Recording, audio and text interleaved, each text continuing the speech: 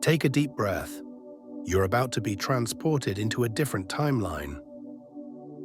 The motorcade glides through the grand gates of Buckingham Palace, the polished black of your car reflecting the towering wrought-iron arches.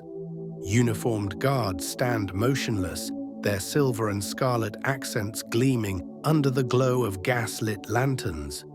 The car door opens. You step out slowly, each footfall a declaration that you belong here. The palace looms before you, not imposing but welcoming, as if it's waited centuries for your arrival. The doorman greets you by name, his white-gloved hand resting lightly over his chest. You ascend the stone steps, their polished surfaces worn smooth by the weight of monarchs and dignitaries who've walked them before. And now, you. Inside, the grand hall stretches endlessly, lined with towering Corinthian columns and walls adorned with priceless oil paintings. Every surface shines, marble floors like still lakes of light, gold accents framing the history of nations. The air smells of heritage, subtle notes of aged oak, polished leather, and the faintest trace of garden roses from the inner courtyards. A steward approaches, offering a chilled coupe of Dom Perignon rosé, its blush liquid catching the flicker of nearby candelabras. You accept it with a nod, your wrist turning gracefully, fingers naturally poised for the crystal stem. You feel it, not just the weight of the moment, but the ease, the realization that power here is not something displayed, it's something quietly worn. An attendant whispers that the sovereign reception room is ready. You follow the soft echoes of orchestral strings growing stronger as you move deeper into the palace. Ahead, the doors open, not just to a room, but to a world few have ever entered. And as you cross the threshold, you realize, this isn't a dream. This is an inheritance you've just now decided to claim. The corridor leading to the reception room is lined with portraits of past monarchs, their gazes following you with a silent acknowledgement. Each painting tells a story, a chapter of the nation's rich tapestry. A subtle scent of beeswax and lavender lingers in the air, a testament to the meticulous care bestowed upon these historic halls. As you approach the grand doors, their intricate carvings and gilded accents shimmer under the chandelier's glow, signaling the grandeur that awaits within.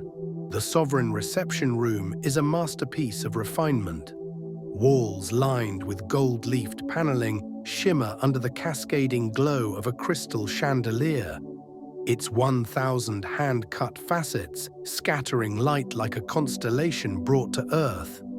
The orchestra swells gently in the corner, violins tracing the air with a melody older than memory itself. You glide across the marble, each step cushioned by ancient Persian rugs that have felt the footsteps of royalty for generations. A steward offers an amuse-bouche, delicate bites of beluga caviar atop miniature buckwheat blinis, finished with a kiss of crème fraîche and edible gold. You savor each bite, letting the richness dissolve slowly, fully present with the indulgence. Conversations hum like a low, harmonious current. No raised voices, no hurried laughter. Here, every word is chosen with care, every glance a silent acknowledgement of shared status. You find yourself near a grand window overlooking the private gardens, the full moon illuminating the manicured hedges and rose pathways like a living painting. A figure approaches, a notable dignitary, a captain of global industry, or perhaps a member of royalty. Their greeting is subtle, respectful.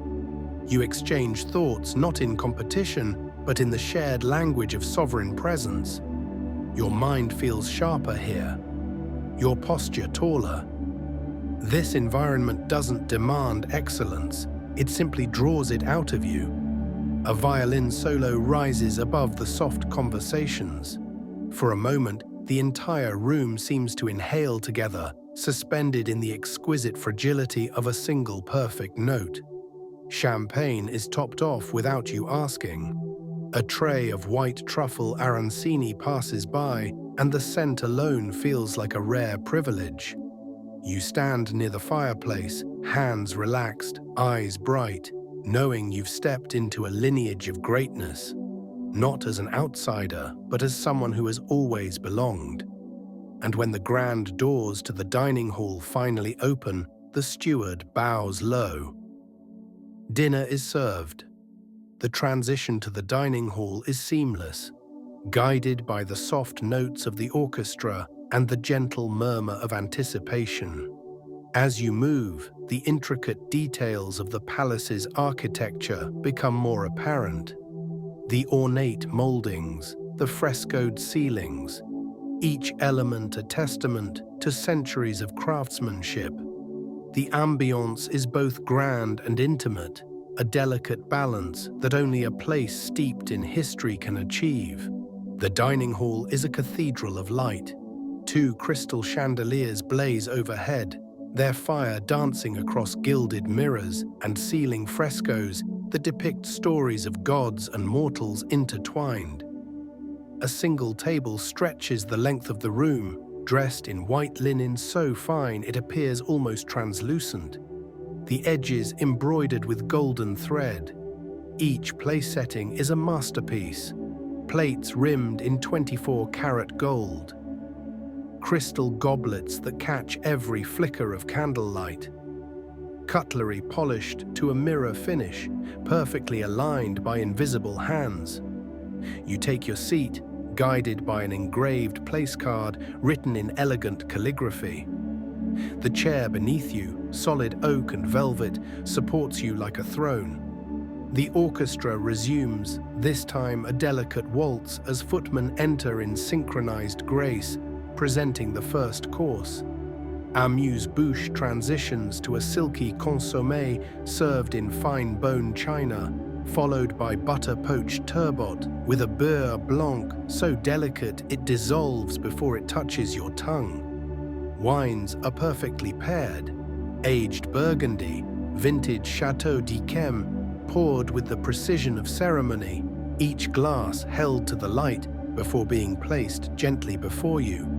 You dine slowly, intentionally, every flavor layered, every bite an act of receiving more than just nourishment, but legacy itself. Between courses, conversation flows again, subtle, intelligent, the kind of dialogue that doesn't fill space but expands it. And as dessert arrives, a spun sugar crown encasing rose-scented panna cotta, you realize you are not consuming this meal, you are becoming it, refined, rare, unforgettable. The final course is accompanied by a rare vintage port, its deep hues reflecting the candlelight, its complex notes lingering on the palate. As the meal concludes, a sense of fulfillment settles, not just of appetite, but of spirit, of connection to something greater. The dining experience transcends the physical, becoming a rite of passage into a world where tradition and elegance reign supreme. After dinner, the grand doors open once more, leading you into the music room. The ceiling arches high above like a cathedral of sound, gilded with intricate plasterwork and ancient heraldry. You take your seat near the front. Plush velvet chairs arranged in perfect symmetry, every seat designed for comfort and presence. The orchestra assembles quietly. A conductor steps forward, no introduction needed. He raises his baton, and then silence, absolute and pure, followed by the first swell of a symphony that seems to rise directly from the walls, the floors, the very stones beneath your feet. The music isn't just heard, it's felt, deep in your chest, vibrating through every cell, a reminder that power often arrives not with noise, but with resonance. The cellos hum low and rich, Violins sweep the air. French horns announce the rise of something ancient and eternal. You close your eyes for a moment and simply become the music. When the final note fades, it doesn't end. It lingers in the air like a silent vow. You stand slowly with the others, a quiet acknowledgement passing through the room. No raucous applause, only the timeless gesture of heads bowed slightly in appreciation. And in that moment, standing amidst history and future combined, you understand something deeper than wealth. You don't need to own legacy. You simply need to embody it. The conductor lowers his baton, and a hushed reverence fills the room, a collective acknowledgement of the transcendent experience shared.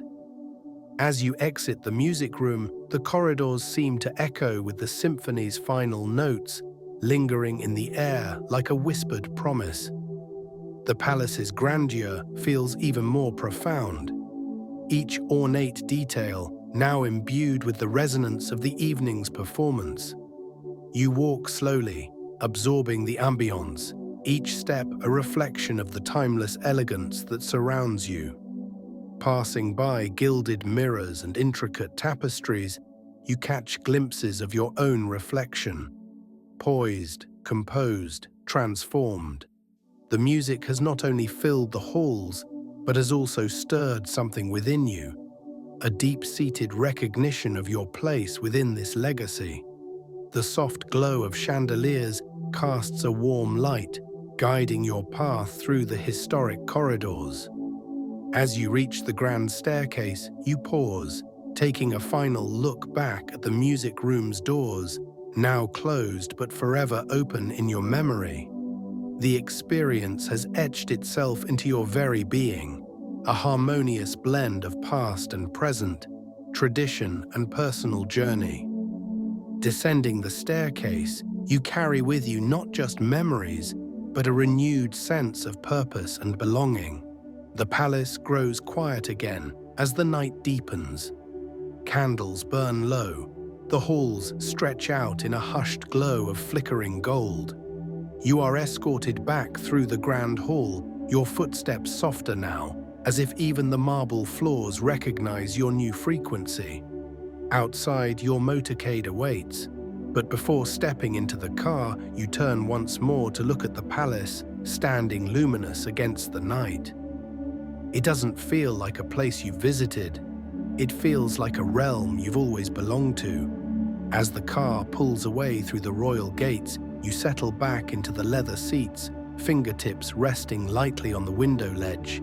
And with every street lamp that flickers past, every shadow that dances across ancient stone, you realize you're not returning to your life. You are returning forever changed. Because now, wherever you walk, you carry this frequency with you. And as the night stretches out ahead, you smile to yourself and whisper, n.wikipedia.org. I don't wait for doors to open. I carry the keys. The city lights blur into a tapestry of memories as you journey onward, each one a testament to the legacy you've embraced. The rhythm of the road beneath you echoes the heartbeat of a sovereign, steady and assured.